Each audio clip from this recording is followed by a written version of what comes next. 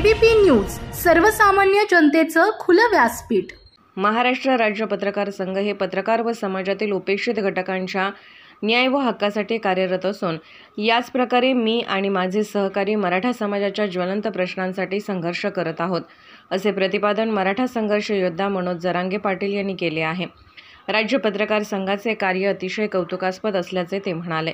महाराष्ट्र राज्य पत्रकार संघाच्या वतीने दिल्या जाणाऱ्या जीवन गौरव पुरस्कार कार्यक्रमासाठी प्रमुख अतिथी म्हणून निमंत्रणासाठी आलेल्या प्रतिनिधींच्या शिष्टमंडळाशी ते बोलत होते।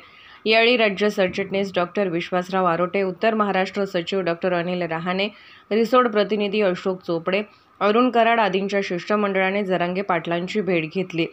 मनोज जरांगे पाटील यांनी पत्रकार हा लोकशाहीचा चौथा स्तंभ असल्याचे अधोरेखित करताना पत्रकाराने निरपेक्षपणे बातमीदारी करावी आणि सर्वांना समान न्याय मिळवून द्यावा अशी भूमिका मांडली। पत्रकार संघाने पत्रकारांच्या आणि त्यांच्या समस्या सोडवण्याचा विचार केला आहे, तसेच आपणही मराठा समाजाच्या हितासाठी काम करत आहोत असे त्यांनी सांगितले।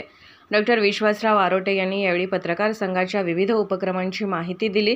त्यांनी दीक्षाभूमी ते मंत्रालय, पत्रकार संवाद यात्रा, विद्यार्थी गुणगौरव सोहळा, पत्रकारांचे विमा कवच आणि विविध क्षेत्रातील उल्लेखनीय कार्यासाठी दिले जाणारे पुरस्कार या संदर्भात चर्चा केली। यावेळी राज्य पत्रकार संघाच्या वतीने मनोज जरांगे पाटील यांचा शाल, पुष्पगुच्छ, डायरी आणि घड्याळ देऊन सत्कार करण्यात आला। त्याचबरोबर आनंदगड शैक्षणिक संकुलाच्या कार्यक्रमासाठी देखील त्यांना निमंत्रित करण्यात आले।